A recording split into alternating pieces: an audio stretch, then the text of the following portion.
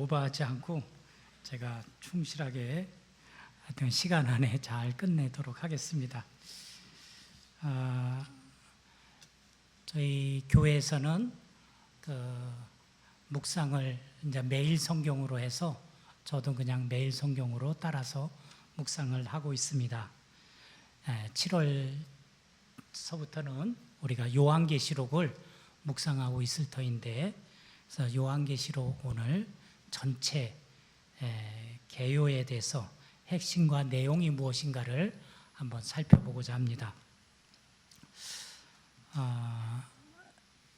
요한계시록을 어떻게 읽고 또 듣고 지킬 것인가, 이런 것을 한번 보고자 합니다.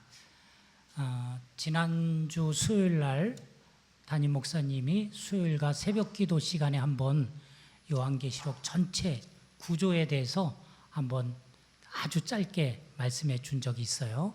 그래서 그걸 토대로 해서 저는 이제 오늘 전체 주제와 우리에게 들려주고자 하는 말씀을 한번 보고자 합니다.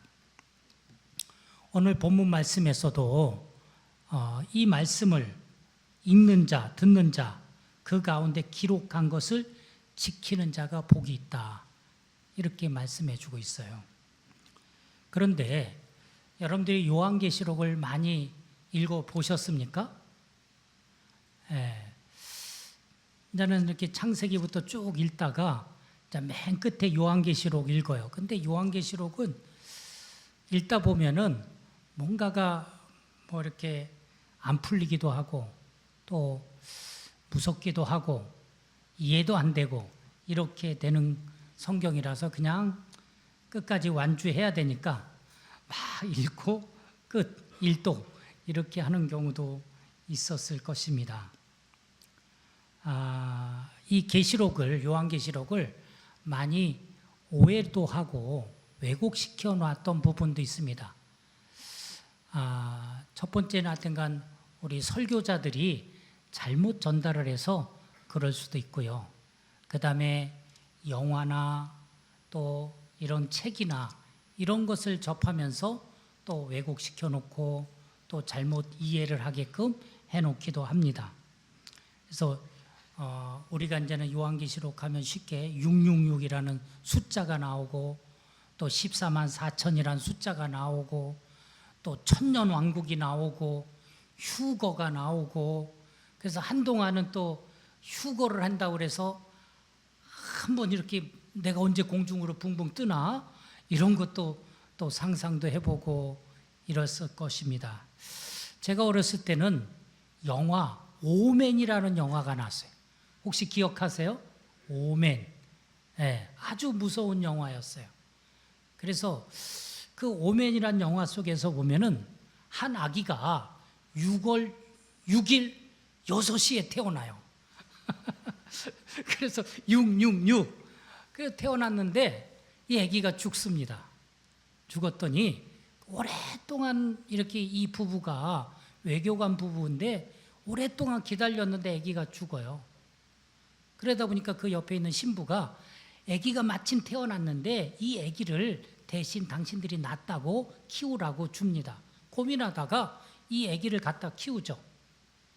아기를 키우다 보니까 이 아기가 계속 주변에서, 이 아기 주변에서 이상한 사건들이 많이 일어나고 사람이 죽고 그럽니다. 그러면서 또 이 신부님이 이 아기가 악마니까 죽여야 된다, 이렇게 또 말을 해요. 그런데 그것도 신부님이 막 십자가가 탁 떨어져서 죽기도 하고, 하여튼 이렇게 무서운 이야기가 666. 그래서 이 아기 머릿속에 막 헤집어 보니까 666 이렇게 또 숫자가 있어. 그런 무서운 이야기가 요한계시록에 있다는 거예요. 제 친구 하나가 6월 6일 날 태어났어요. 아주 친한 친구야. 아니, 여기 앉아 계신 말고 진짜로 우리 평택에서. 그래갖고 그 친구한테 맨날 야, 너는 악마야 막 그러면서 너 몇 시에 태어났어 막 이러면서 이렇게 놀리기도 하고 그랬어요. 그래서 이렇게 오해를 하는 책, 그래서 무서운 책. 그래서 이 책을 그냥 요한계시록 스킵하고 넘어가고 잘 읽지 않는 책, 해석을 함부로 해서는 안 되는 책, 이렇게 놔둔 책이 어쩌면은 요한계시록 책이 아닌가 이런 생각이 듭니다. 근데 요한계시록은 실제로 핍박받는 성도들을 위한 소망과 위로와 격려를 주는 하나님의 말씀입니다. 신비롭고 비밀스러운 특별한 지식이 있어야만 알고 깨달아지는 말씀이 아니라 누구나 알 수 있고 이해할 수 있는 성경이라는 것입니다. 어떤 숫자들은 상징적이고 그 숫자에 얽매일 필요도 없습니다. 7월부터 우리가 매일 성경을 통해서 요한계시록 묵상하는데 이번에 그런 오해들을 풀고 더 가까이 두고 자주 읽고 힘들 때마다 읽으면서 소망과 힘이 되는 말씀이 되기를 축원합니다. 자, 요한계시록은 요한에게 계시의 글로 주셨습니다. 이 책을 기록한 사도 요한은 당시에 생존했던 유일한 마지막 사도였습니다. 그 사도 요한이 예수님 제자 중에선 제일 젊은 제자였어요. 그래서 또 이 사도들이 많이 순교를 당했기 때문에 제 나이보다도 자기 나이대로 다 살지 않고 다 일찍 그렇게 죽거나 순교당했습니다. 그런데 이 요한만은 끝까지 늙을 때까지 그렇게 살다가 90몇 세까지 살다가 그렇게 돌아가셨다고 기록에 있습니다. 그는 열심히 예배소에 머물면서 쉼없이 복음을 전하다가 로마 당국에 붙잡혀서 추방되어져 간 곳이 밤못이라는 조그만 섬이었던 거예요. 그곳에 가서 마지막 생애를 보내게 됩니다. 자, 평생을 복음을 전했는데도 불구하고 이렇게 마지막에는 어쩌면은 화려하고 또 안락하고 즐거운 삶만 있는 것이 아니라 이렇게 좁은 곳에서 외롭게 그렇게 살아갈 수도 있다는 것입니다. 요한의 삶을 보면서도 우리는 좀 많은 것들을 깨달아집니다. 어쩌면 이 인생이 마지막일 수가 있어요. 이제 늙고 또 아무것도 힘을 발휘할 수 없는 이때 주님은 요한에게 나타나셔서 이 마지막 시대를 보여주셨어요. 그래서 이 귀한 요한계시록을 우리에게까지 남겨놓게 됩니다. 우리 나이 드신 권사님도 힘을 내세요. 마지막에 하나님이 확 뭘 보여줄 수도 있어요. 주님과 가까이 계시고 주님 앞에서 그렇게 신실하게 살다 보면은 우리가 하나님과 더 깊은 교제를 가질 수 있고 하나님과 더 가까이 나갈 줄 믿습니다. 요한계시록은 이제 94년에서 96년경에 기록되었다고 그렇게 전해져 오고 있고 수신자는 소아시아 지역에 있는 7교회에 보내졌다고 했습니다. 근데 이 7교회만 있는 것이 아니라 많은 교회가 있었어요. 그런 교회들을 대표를 가지고 7교회를 뽑아서 그 7교회만 거론을 했습니다. 그래서 이 7교회만 꼭 수신자가 아니라 모든 교회가 수신자가 되어야 될 줄 압니다. 그런데 이 요한계시록에 나타난 교회, 그 교회 모습이 오늘날도 거의 다를 바가 없어요.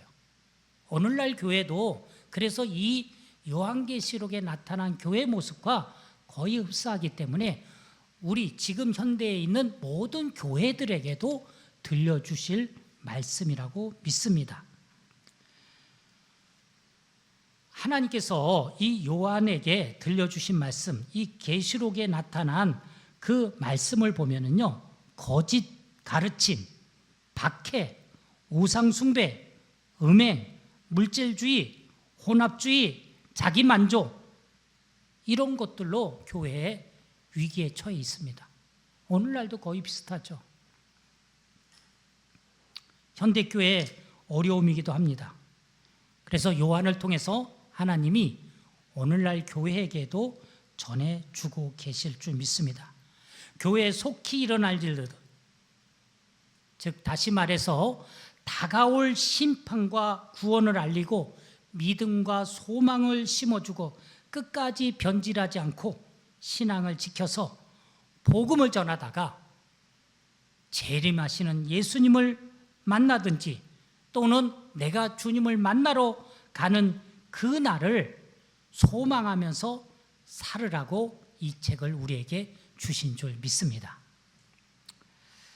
계시록은 반드시 속히 일어난 일들과 때가 가깝다는 말로 시작하고 그의 확신한으로 마치게 됩니다. 여기서 때는 예수 그리스도의 재림의 때를 말합니다.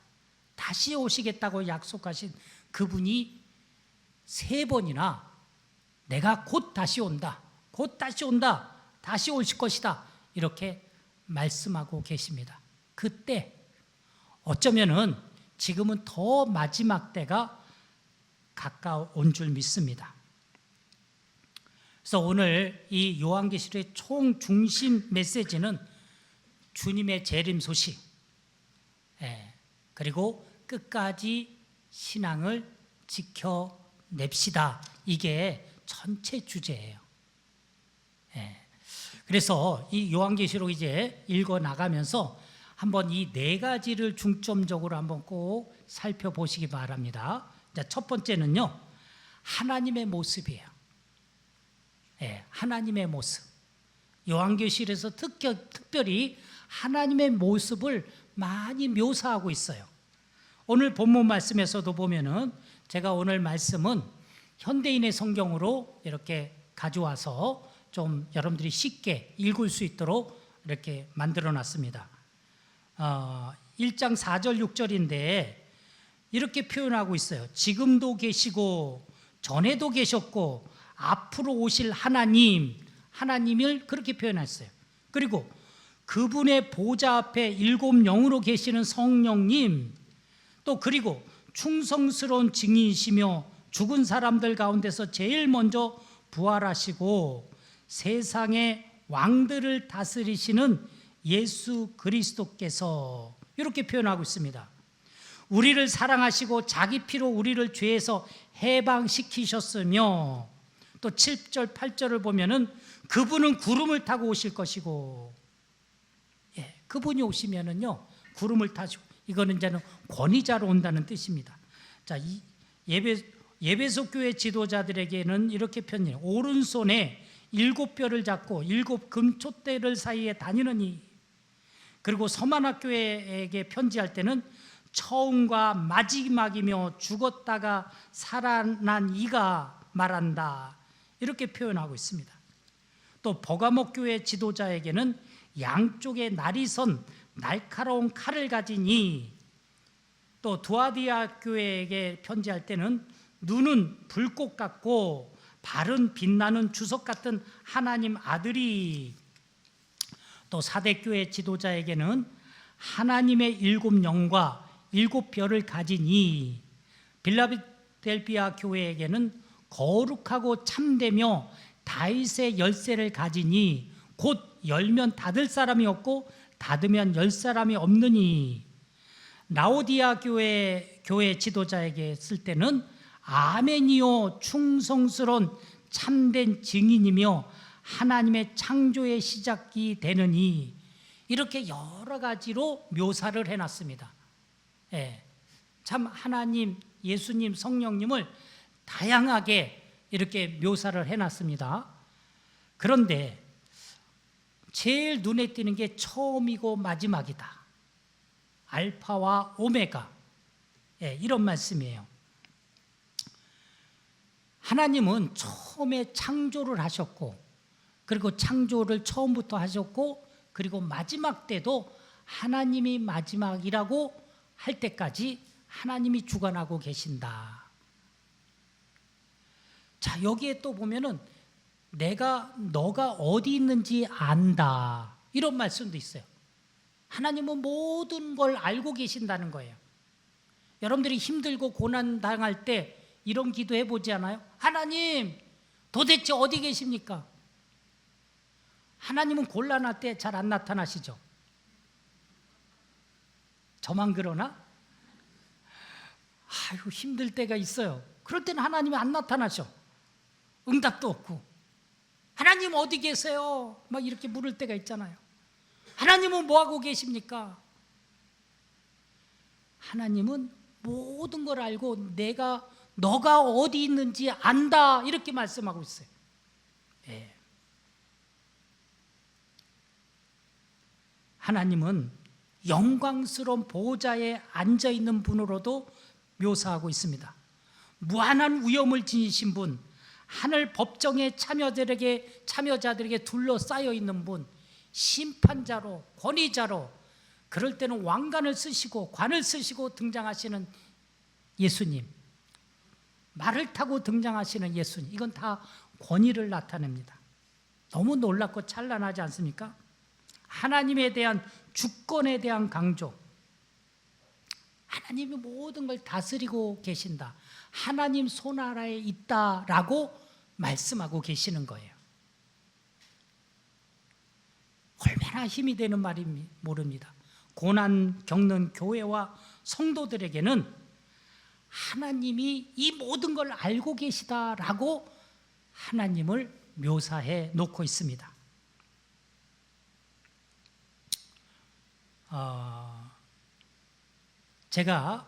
저는 이제 처음으로 94년도에 선교사로 나가게 됐습니다. 94년도. 그래서 95년, 96년 그렇게 알마타에 있다가 다시 들어와서 97년, 8년, 9년을 본부 사역을 했어요. 그래서 이제 99년도에 다시 이제는 선교지로 이제 나가게 됩니다. 99년도에. 그래서 99년도에 김포공항을 통해서 나가는데, 저게 어떻게 몇 달 전에 어떤 권사님이, 그때는 청년이었는데 권사님이 돼갖고 저 사진이 있다고 저한테 보내줬어요. 저게 99년도 제 모습입니다. 예찬이가 있고 우리 바울이가 있고 저 앉아있는 반석이가 엄마가 안겨 있어, 엄마한테. 그리고 제 옆에 우리 이창수 목사님이 큰빛교회를 섬길 때, 총각 때예요. 저 때는 이 교회 부임하기 전에 공항에 나왔어요. 그래갖고 99년도에 제가 이제 다시 카작에 들어가게 됩니다. 그리고 99년도에 가서 1년을 또 언어 준비를 한다고 알마떼에 머물다가 2000년도에 우리 신갈렙 선교사가, 그때는 저 99년도에 그 크즈로다에서 열심히 교수 사역을 하고 사람들을 모아서 학생들을 모아놨어요. 그래갖고 저는 거기에 목사로 부임해 갑니다. 목사로. 그게 2000년도예요. 2000년도에 가서 이제 저희 집을 사르라고 아파트를 하나 얻어놨는데 방이 5개, 거실이 2개, 이런 큰 집을 얻어놨어요. 그런데 이걸 우리가 살 게 아니라 이 교회로 쓰면 좋겠다 해갖고 예배당으로 쓰게 됐어요. 거기서 모이는 장면이 그 다음 장면이에요. 이게 이제 첫 번째 이렇게 모이는 장면이에요. 9월 달인데. 자, 이런 큰 거실에서 이제 예배를 드리고 모임을 합니다. 그런데 그때부터 이제 우리 도시에, 거기는 카자긴이 90% 이상이 사는 도시고 아주 모슬렘들이 많이 사는 도시예요. 그런데 그런 도시 한복판에 아파트에서 교회를 모이니까 이거를 알고 이제 우리는 등록된 교회예요. 교회를 등록을 시켰어요. 그래서 우리는 드러내놓고 그냥 예배를 하고 막 선전도 하고 사람들한테 막 광고를 하고 교회 초청을 하고 이러는 때예요. 그러는데 정부 당국에서, 거기는 이제는 안기부가 깨게베라고 그래요. 러시아 말로 깨게베, KGB. 이 KGB가 이 사복을 입고 이제 우리 이 예배 드리는 장소에 온 거예요. 한 20명, 30명 이렇게 모일 때요. 그러더니 막 비디오를 찍어요. 그래서 나는 뭐 방송국에서 나온 줄 알고 더 열심히 찬양도 부르고 이렇게 해서 찬양을 열심히 불렀어요. 그랬더니 좀 있다가 소환장을 보냈어요. 검찰에서. 그래서 갔어요. 그랬더니 너희들은 불법을 행했다. 선교 허가서를 맞지 않고 종교 활동을 했다는 거예요. 그 도시에 오면은 선교 허가서를 맡아야 돼. 선교 허가서는 누가 주냐면은 종교위원들이 주는 거예요. 종교위원. 그 도시에 종교위원이 있는데 종교위원은 다 무슬림 이맘들이 종교위원이에요. 그러니 줄 리가 없지. 개신교 목사를. 그래 안 주고 있어요. 지네가 잘못했지. 우리가 신청을 했으면 줬어야 되는데 안 주고 몇 개월을 그렇게 안 주다가 그걸 안 받고 내가 설교도 하고 종교 활동을 했다는 거예요. 그래서 재판을 한다는 거예요. 그리고 그것도 막 찍더라고. 우리는 그때 뭔지도 몰랐어요. 그게 뭔지도. 그런데 예배당 찍었지, 재판받는 거 찍었지, 나중에 지방 뉴스에 나오는 거예요. 그 지역의 TV 뉴스에 우리를 내보냈어. 우리 사건을. 근데 강도 살인하는 그런 뉴스가 막 나오는데 거기에 딱 껴가지고 불법을 행하는 자들. 우리는 그런 방송도 모르는데 우리 성도 하나가 오더니 목사님 우리 교회가 이렇게 뉴스에 나왔다는 거야. 무슨 뉴스냐? 그랬더니 불법을 행하는 자들이라고. 우리 교회는 망했구나. 교회 처음 시작해갖고 몇 개월 안 됐는데 이렇게 많은 사람들한테 알려졌으니 교회가 되겠어요? 그리고 집주인을 부추겨서 계속 왜 교회에다가 이 건물을 빌려주냐? 쫓아내라. 그래갖고 이제 우리가 거기서 몇 년을 살기로 계약하고 들어갔지만은 몇 개월 안 돼서 한 5개월이나 살았나 4개월 나가라는 거예요. 그래서 쫓겨납니다. 그리고 다른 곳에 가서 또 건물을 얻어서 또 예배 모임을 했어요. 그런데 거기도 이제 계속 쫓아내는 거예요. 자, 2000년도에 첫 번째 크리스마스를 저렇게 보냈고 2000년도 2001년이죠. 2001년에 이제 첫 번째 부활절 예배를 드릴 때예요. 4월인데 부활절 예배를 드리려고 다 이렇게 모여 있는데 그날따라 약간 그때까지 선교 허가서가 안 나올 때예요. 내가 설교를 다 준비해 놓고 설교를 할까 말까 고민하고 있을 때예요. 그런데 예배가 바로 하기 직전에 경찰이 20명이 한꺼번에 온 거예요. 저희 교회를.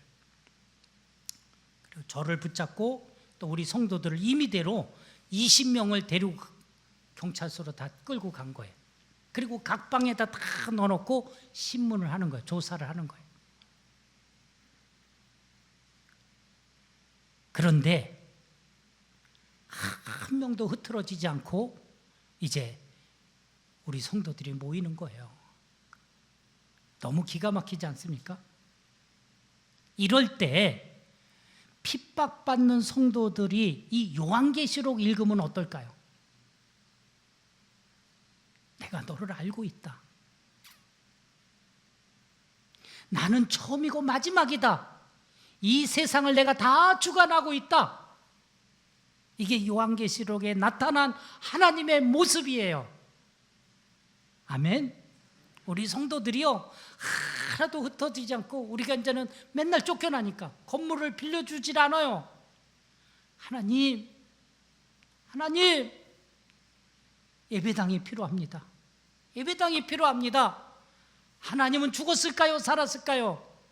전에도 계셨고 지금도 계시고 앞으로 있을 그 하나님이 어느 날 어떤 권사님이 돈 1,000만 원이 있다고 우리한테 보내줬어요. 할렐루야. 그 1,000만 원을 가지고 예배당 할 만한 데를 다 가지고 돌아다니는 거예요. 근데 유치원 건물이 하나 나왔어요. 유치원 건물. 그걸 1,200만 원 주고 샀어요. 엄청 싸죠? 그 2000년도에 2,000만 원이면 그래도 한 분이 1,000만 원인데 한 분이 헌금할 정도예요. 건물을 사갖고 지금 거기서 리모델링을 해서 예배 드리는 장면이 그 다음 장면이에요. 이게 예배 드리는 거예요. 네, 또 장면 보여. 계속 모여요. 계속 사람들이 계속 모여요. 그렇게 핍박받는데도 계속 모여요. 네. 그리고 그 예배당이 꽉 차서 그 옆에다가 큰 예배당을 짓습니다. 또 저희가 그때 당시 300명 정도가 모여서 또 저요 그 마당에다가 무대가 16m, 저 뒤끝까지 30m. 하나님은 살아계십니다. 아멘. 핍박받는 성도들에게, 고난받는 성도들에게 이 요한계시록 그 하나님을 읽으면은 얼마나 위로가 되고 얼마나 힘이 되고 얼마나 격려가 되겠습니까? 아멘. 결국은요 2003년도에 저를 쫓아냈어요. 2003년도 추방당에서 나옵니다. 그래서 2003년도에 제가 서부침례교를 처음 방문했어요. 기억나시나요? 2003년도 저 서울 그 구파발 시골 골짜기, 나는 이창순 목사님이 서울의 교회 담임 목사로 부임했다고 그래서 이제 제가 쫓겨나고 오니까 이제 저를 초대한 거죠. 기대를 하고 왔더니 그런 꼴짜기도 없어. 사택은 저 그 무슨 산 밑에 이렇게 있어요. 거기서 내가 며칠 자고 갔어요. 방 2칸짜리 이렇게 마루가 있고 앞에. 2003년도에. 그리고 2003년도에 다시 쫓겨났다가 다시 들어가서 저 예배당을 짓습니다. 하나님은 살아계십니다. 하나님 우리를 다 알고 계십니다. 하나님은 처음이고 나중입니다. 하나님은 마지막에 최후에 심판하시는 하나님인 줄 믿습니다. 그래서 하나님은요 저런 예배당을 짓게 하셨어요. 그리고 저곳에서 예배를 드리고 하나님을 찬양하며 그 핍박받는 성도들이 결국은 승리해서 지금까지도 저 예배당에서 예배드리고 있습니다. 올해가 25주년이에요. 25주년. 저보러 오라고 그러더라고요. 그래서 못 간다고 그랬어요. 그랬더니 지들이 나온대. 자기네들 온대요. 얼굴 한번 보겠다고. 그때 어른들은 이제 80이 돼갔어요. 그 청년들은 30, 40이 됐어요.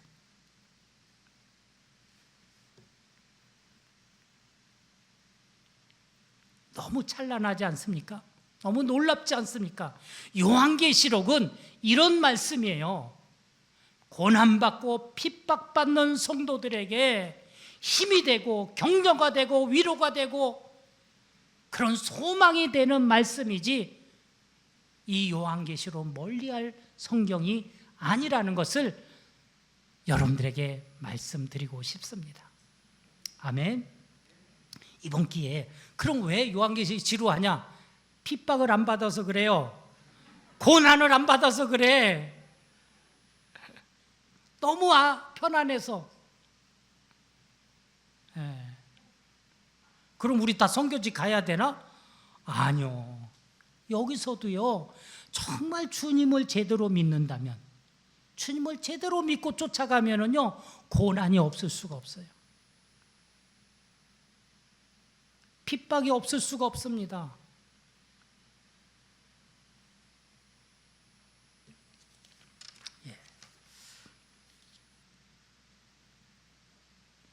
핍박받는 성도들에게 하나님은 마지막 심판자라고, 끝까지 인내하고 견디라고, 교회를 출석하고 예배 자리를 지키라고, 그래서 그 주님이 눈물을 닦아주시고 영원한 천국 안식을 줄 것이라고 약속해 주시는 성경 말씀이 요한계시록입니다.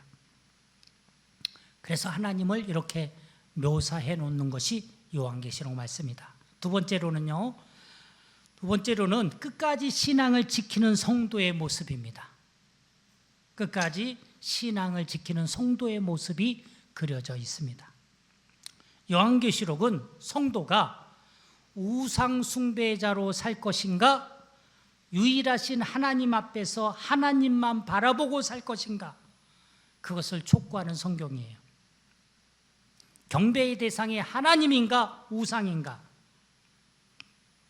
그때 당시에는 황제로 묘사가 되어서 이 황제를 섬기느냐 그리스도를 섬기느냐 이렇게 나눠져 있는 거예요.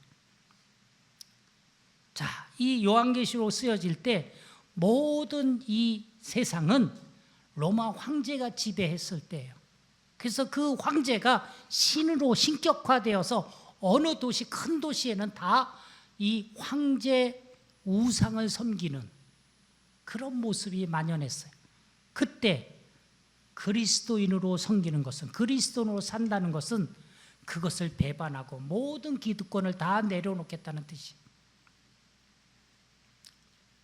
저희가 카자흐스탄에 처음 갔을 때 90년도 초반에도 자, 소련이 무너진 지 얼마 안 됐어요. 공산권 세계에서도 그때도 신앙을 지키는 그리스도인들이 있었어요. 자, 그때 당시에 교회를 다니는 사람들은 다 공무원을 할 수가 없어요. 정계 진출할 수가 없어요. 좋은 자리는 갈 수가 없어요. 그래서 그들이 하는 일은 청소부였고 제일 하층민들, 이 사회 구조에서 하지 않은 일들을 도맡아서 했었습니다. 그런 사람들이 신앙을 지키고 있었어요. 그래서 러시아 침례교인으로 침례교회가 있었습니다. 구소련 시절에도. 그런 사람들은 직업이 다 그런 직업이었어요. 그런 사람들이 모여서 예배를 드렸어요. 기득권을 다 내려놓고 세상에선 기꺼이 낮은 자리에서 천한 직업을 가지고 살아갈 수밖에 없었어요.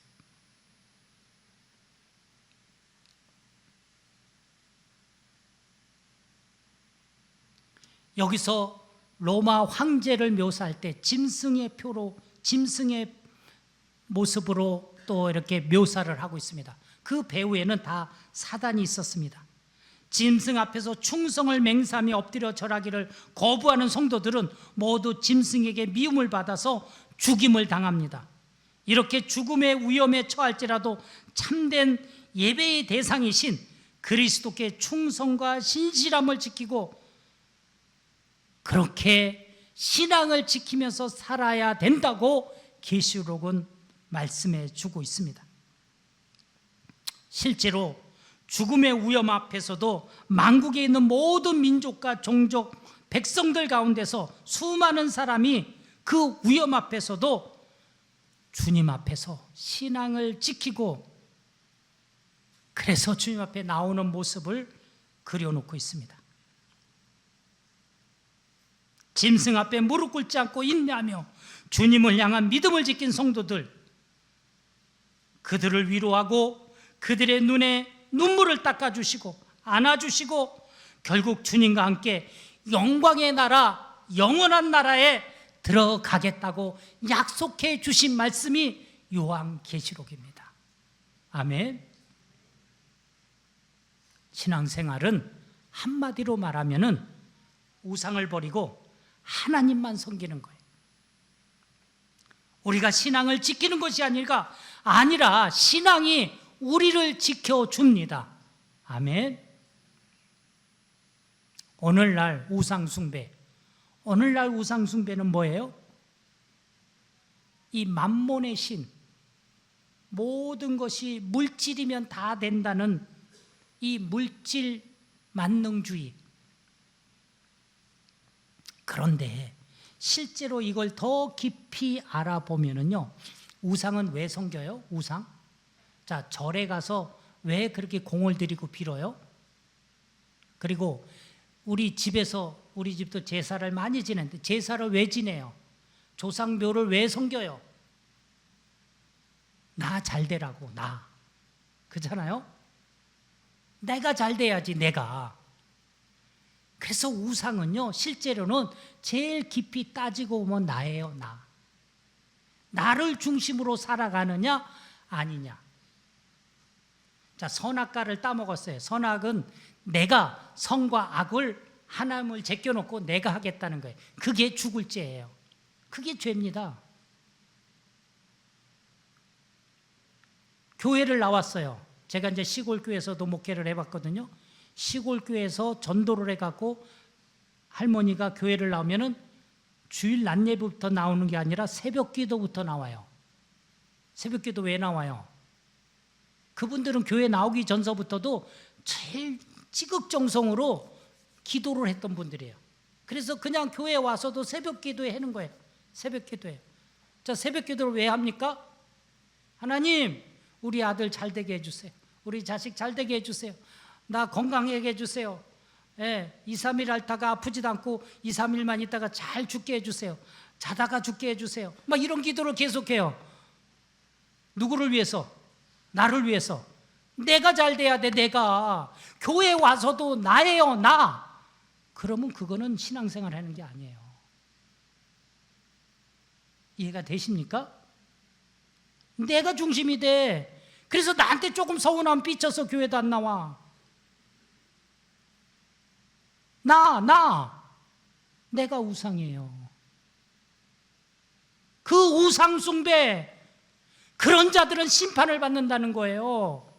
교회를 다니는 게 문제가 아니라 내가 중심이 돼서 교회를 다니면은 그건 우상 숭배예요.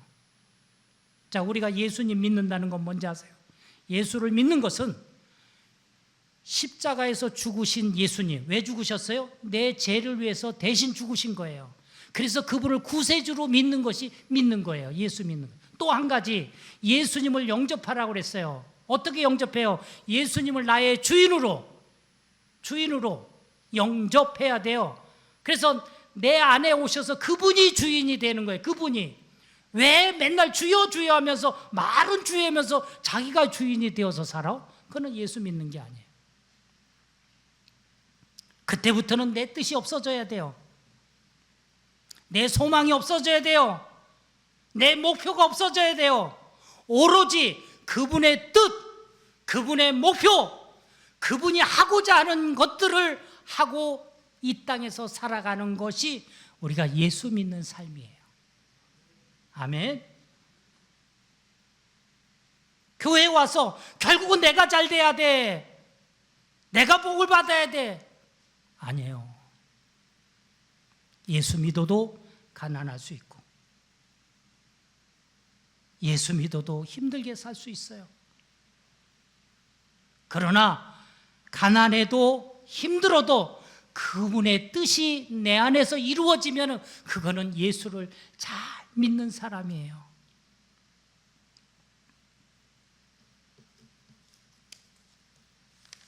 내 뜻은 조금도 중요하지 않습니다.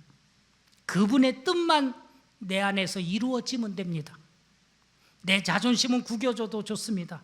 내 이름은 더럽혀져도 좋습니다. 내 자존심은 구겨주고 내 뜻이 안 이루어져도 그분의 뜻이 이루어지면 돼요. 그게 예수 믿는 삶이에요. 그럼 우리 바보처럼 살란 말이에요? 예, 바보처럼 사세요. 우리 목사님 맨날 그러잖아요. 시시한 교회라고. 시시한 교회. 시시한 교회가 뭐예요? 그냥 별 볼 일 없이 사는 거예요. 그런데 그 안에서 그분이 드러나고 그분의 뜻을 이룩해 내는 거예요. 아멘. 그래 물으세요. 주님, 내 뜻이 아니라 주님의 뜻이 이루어 주십시오. 자, 세 번째는 공의로 심판하시는 하나님이 보여집니다. 공의로 심판하시는 하나님. 계시록에 나타난 하나님의 심판은 그분이 정하신 때 반드시 이루어집니다. 맹렬하고 공의롭습니다. 7인의 심판, 7 나팔의 심판, 7 대전의 심판이 기록되어 있습니다. 읽을수록 섬찟하고 무섭습니다. 그러나 이 모든 죄악은 악인들에게, 우상 숭배하는 자들에게, 우상 숭배가 뭔지를 깊이 있게 깨달아야 돼요. 나 절에 안 갔다고 안심하지 마세요.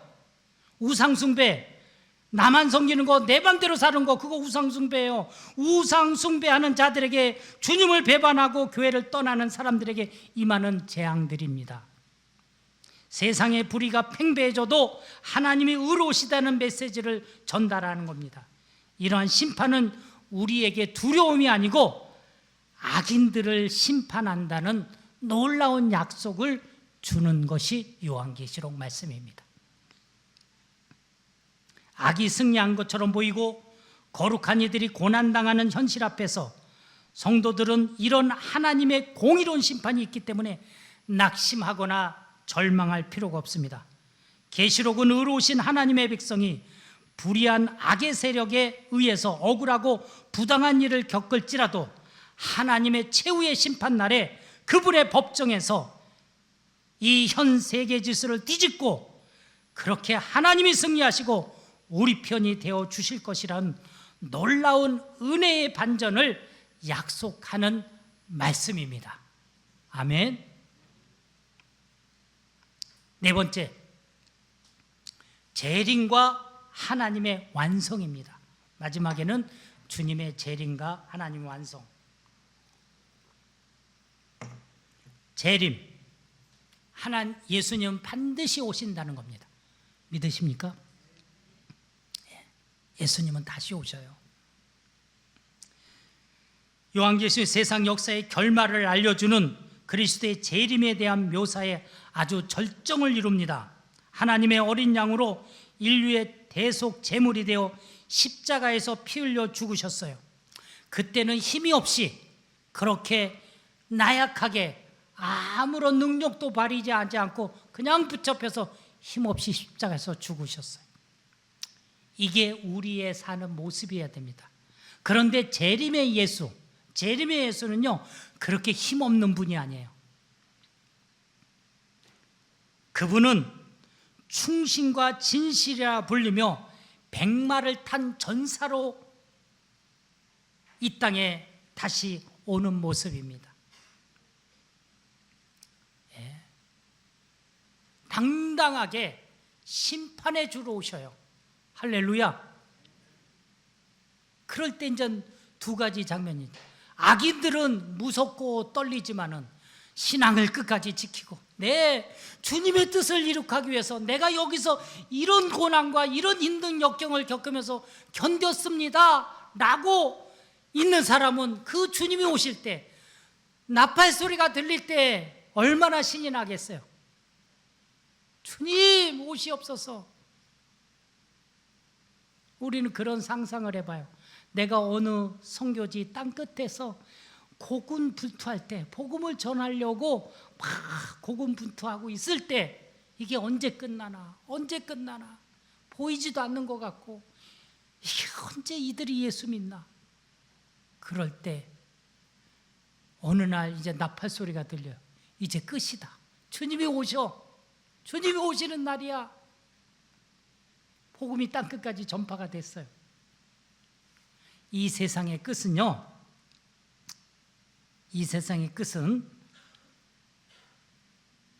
그냥 전쟁이 일어나서 핵폭탄이 터지고 질병이 생기고 지진이 나고 이래서 세상 끝나는 것이 아니라는 것입니다. 계시록에 보면 이 모든 것은 과정일 뿐이고 정말로 끝이 오는 날, 그날이 언제냐? 예수님이 이 땅에 오실 때. 아멘. 예수님이 이 땅에 재림하실 때 그제야 끝이 온다고 그랬어요. 그게 끝이에요. 그게 끝. 그런데 예수님이 언제 오실까요? 이것 때문에 또 논란이 많잖아요. 그래서 그 전에 92년도에 오신다 뭐 한다. 여기서도 지금도 곳곳에서 예수님 오신다고. 예수님은 언제 오시냐? 이 복음이 땅끝까지 전파될 때. 아멘. 지금 선교계에서는요, 이게 복음이 굉장히 예전보다 빠르게 복음이 전파된다고 보고 있어요. 옛날하고 전혀 다른 상황으로 복음이 전파되고 있어요. 심지어는 인터넷 세상 속에서 아바타의 몸을 입고 이제 인터넷 세계 속으로 들어가면은 이렇게 걸어서 내가 이제 들어가잖아요. 그러면 전 세계 사람이 다 만나. 큰 광장에서. 헬로, 그럼 옆에 지나가면 사람들하고 말을 해요. 물론 영어가 익숙하면 되지만, 근데 좀 있으면 어떻게 되겠어요? 내가 한국말로 하면 저쪽에서는 지네 나라 말로 알아듣겠지. 이런 세상이 벌써 왔어요. 자, 핸드폰도 보세요. 핸드폰 전기 충전하는데 이 핸드폰만 어디든지 있으면 전 세계 다 통해요. 자, 인터넷이 요새는 나라에 한정돼 있어요. 한정돼 있어. 그런데 인터넷을 인공위성에서 쏘겠대요. 와이파이를. 다 터져요. 그건 전기가 없으면 어떻게 했냐? 여기에 햇볕만 있으면 전기가 만들어져. 자, 햇볕만 있으면 전기 자동차가 마냥 굴러가. 바람만 불러도 전기가 만들어져. 요즘 과학은 상상할 수 없는 그런 과학이 발달되고 있어요. 어쩌면 이런 과학으로 인해서 복음은 더 빨리 전달할 수 있어요. 우리 정민영 선교사님 계시지만 이제 모든 민족, 언어, 종족을 통해서 성경이 번역되고 있는데 지금은 더 빠른 시간 안에 종족별로, 언어별로 번역이 옛날에 30년, 40년 걸리는 게 굉장히 단축되었다는 거예요. 어쩌면 우리 시대에 이 복음은 땅끝까지 전파될 줄 믿습니다. 그러면 그때 끝이 와요. 그 복음이 전화되면 그때 주님이 오신다는 거예요. 할렐루야. 마태복음 24장 14절, 이 하늘나라의 기쁜 소식이 온 세계에 전파되어 모든 민족에게 증거가 될 것이니 그제야 세상이 끝날 것이다. 이게 예수님이 말씀해 주신 말씀이에요. 계시록 7장 9절 10절, 그 후에 내가 보니 국가와 종족과 언어를 초월하여 세계 모든 민족 가운데서 아무도 셀 수 없는 엄청난 군중이 나와서 흰옷을 입고, 흰옷을 입는다는 것은 예수 그리스도로 인해서 깨끗하게 됐다는 것이에요. 손에 종려가지를 들고 보좌 앞과 어린 양 앞에 서서 큰 소리로 구원을 주시는 분은 보좌에 앉으신 우리 하나님과 어린 양이십니다 라고 외쳤습니다. 이제 우리는 소극적으로 있는 것이 아니라 적극적으로 주님의 때를 같이 만들어 가기 위해서 땅끝까지 복음을 전파하는 일에 적극적으로 참여하고 능동적으로 행동해야 합니다. 요한계시록 읽는 자, 듣는 자, 지키는 자가 복이 있다고 말씀하셨는데, 자, 지키는 자, 말씀을 지키는 자는 이 성경책 꼭 끌어안고 지키는 거예요? 뭐예요? 지키는 게? 지키는 거 행동으로 옮기라는 거예요. 이 말씀에 기록한 대로 삶을 살아내라는 거예요. 예수님이 오시기 위해서는 이 복음이 땅끝까지 전파되어야지 그제 끝난다는 거예요. 그래서 여러분들이 예수님이 오실 때까지 그걸 단축하기 위해서, 그걸 뭐 우리가 뭐 열심히 노력한다고 단축되는 건 아니에요. 그냥 그분의 때에 하는 거예요. 그러나 우리는 주어진 시간에 내가 건강히 있을 때 하는 거예요. 행동으로 하는 거예요. 자, 우리는요 반드시 주님이 오신다고 그랬고, 그리고 우리는 어디서 살아요? 주님이 다스리는 그 나라, 그게 천국이에요. 주님이 다스리는 그 나라, 영원한 나라, 하늘나라예요. 그 나라에 가서 결국은 살 겁니다. 아멘? 그걸 소망하고 계시죠? 그 나라 가서 살아요. 이 땅에서 영원히 사는 것이 아니에요. 그러면은, 자, 우리가 이민간자들 보면 그곳에 갈 나라, 영원히 살 때다 거기다 재산도 보내고 뭐든지 거기다 싸놔요. 아세요, 그거? 뉴질랜드 가서 영원히 살 사람은 여기서는 다 찾아갖고 뉴질랜드 가서 싸놔. 그래서 저도 나중에 뉴질랜드 가서 살라고 국민연금 다 찾아갔어.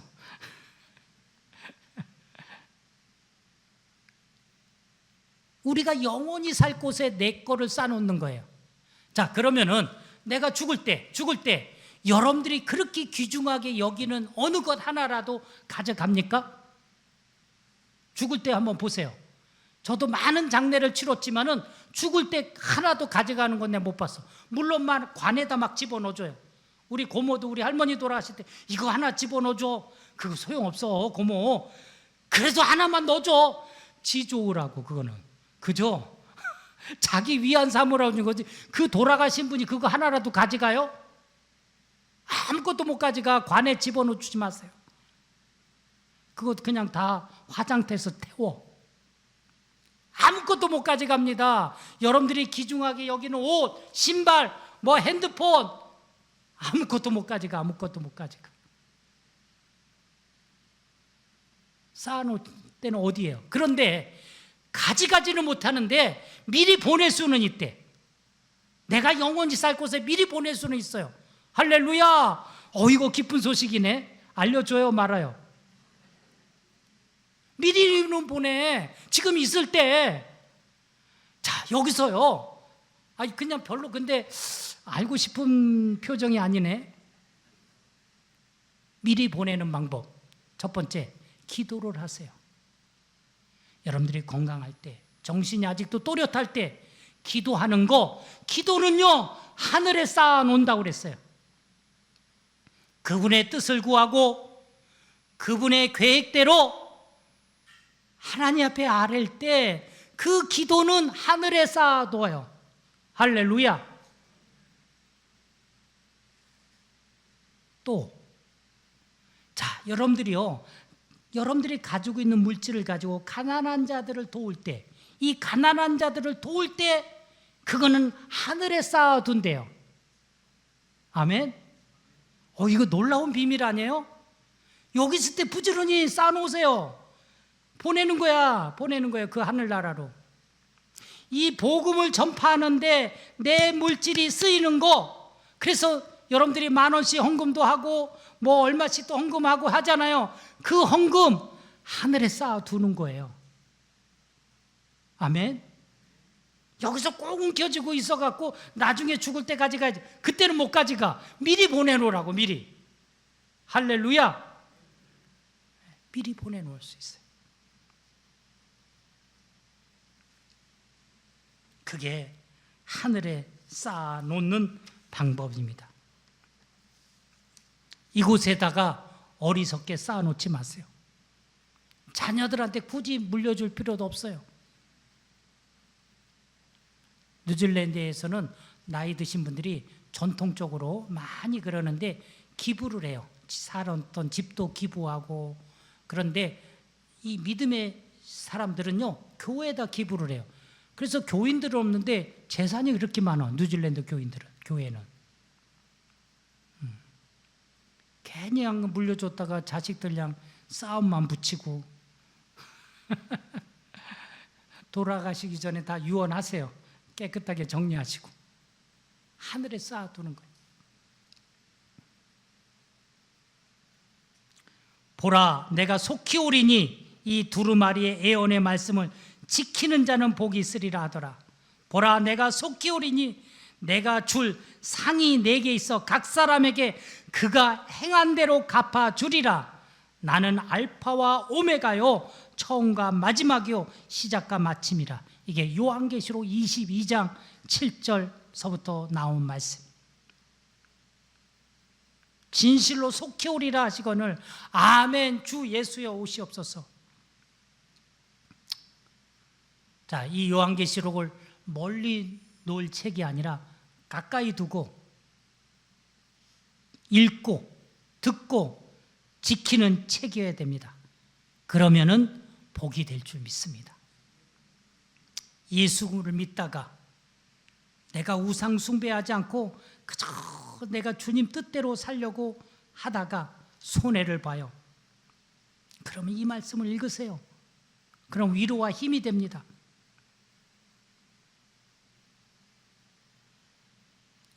자, 교회가 핍박을 받았어요. 그래서 교회가 없어졌습니까? 아니요. 더 왕성하게 일어섰고. 왜? 하나님이 아시니까. 하나님이 처음이고 마지막이니까. 우리 하나님은 지금도 살아계십니다. 그 하나님이 이 성경 속에만 있는 것이 아니라 이 성경에 있는 글자가 내 안에 들어와서 내 안에서 살아서 진짜 이런 하나님이구나 라는 고백을 살아내시기를 주님으로 부탁을 드립니다. 그렇구나, 하나님이 이런 분이야, 처음이고 나중인 분이구나. 그래, 이 하나님은 죽은 하나님이 아니고 성경 속의 글자로만 있는 하나님이 아니고 하나님은 오늘날 살아있어서 내 안에서 역사하시는 하나님, 일하시는 하나님, 알고 계시는 하나님. 그래서 결국은 그분의 뜻대로 이 세상을 끝까지 복음이 전파되고, 그리고 주님이 오시고 하늘나라가 이루어지는 나라가 될 때까지 하나님은 일할 줄 믿습니다.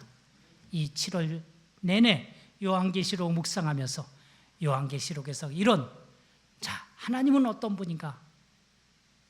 신앙을 지켜내는 성도들, 반드시 심판하시는 하나님, 그리고 예수님은 다시 오시고 하늘나라 왕국이 반드시 이루어지고 마지막에 우리가 그 나라에 갈 것이다. 그래서 그 나라를 소망하면서 그 나라가 어떤 나라인가 또 보고 또 보고, 내가 사놓은 집은 들어가기 전에 얼마나 상상하고 또 보고 싶고 또 보고 싶습니까? 우리 맨션이 거기에 있어요. 할렐루야. 우리 맨션이 그 나라에 있어요. 내가 영원히 살지 그 나라를 보기 위해서 또 요한계시록을 읽고 묵상하는 저와 여러분들이 되시기를 주님의 이름으로 부탁드립니다. 기도하겠습니다.